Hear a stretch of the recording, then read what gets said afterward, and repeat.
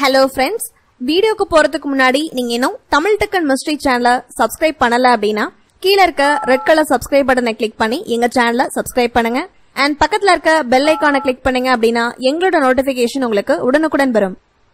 மனித வாழ்க்கை சார்ந்த ஆயிரம் அறிவியல் ஆய்வுகள் நிகழ்த்தப்பட்டாலும் மனிதனின் மரணத்திற்கு பின்பு என்ன நடக்கிறது, என்னவாகும் என்ற மர்மமான அதே சமயம் சுவாரஸ்யமான கேள்விக்கு நிகராக எந்த ஆய்வும் இல்லை என்பதே நிதர்சனம்.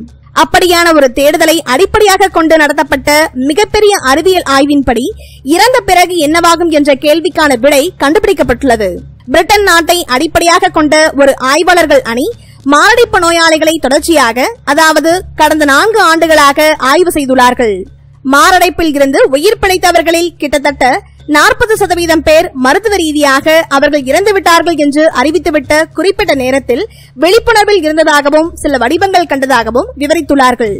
நிபுணர்களின் அறிக்கையின்படி இதய துடிப்பு நின்ற அடுத்த 20 முதல் 30 நொடிகளில் மூளை இயக்கம் நின்று போகும். அதற்கு பின்பு எதை பற்றிய விழிப்புணர்விற்கும் சாத்தியமே இல்லை.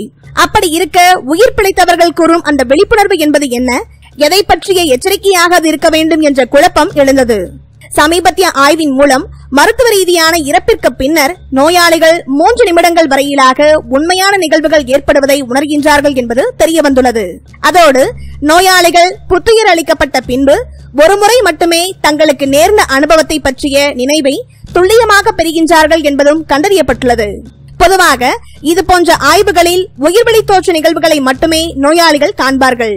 ஆனால் சமீபத்திய ஆய்வு முற்றிலும் புதியதொரு கோணத்தை வழங்கியுள்ளது என்று கூறியுள்ளார் நியூயார்க்கின் மாநில பல்கலைக்கழகத்தின் உதவி பேராசிரியரும் இந்த ஆராய்ச்சியை முன் நடத்துபவருமான டாக்டர் சாம் பரீனா. இந்த ஆய்வில் ஒரு நோயாளியை மீண்டும் உயிர் பெற வைக்க டாக்டர்கள் மற்றும் நர்சுகள் முயற்சி செய்த போது அந்த நோயாளி எனக்கு என்ன நடக்கிறது என்று ஒரு மிகவும் நம்பகத்தனமான தகவலை அளித்துள்ளார்.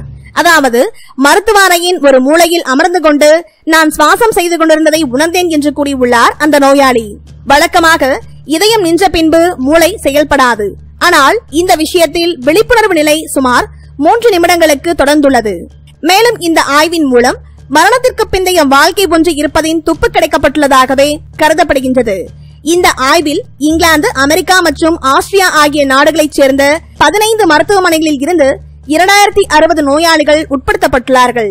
அவர்களில் உயிர் பிழைத்த 46% பேர் ஒரு பரந்த அளவிலான மன நினைவுகளின் அனுபவம் பெற்றுள்ளார்கள்.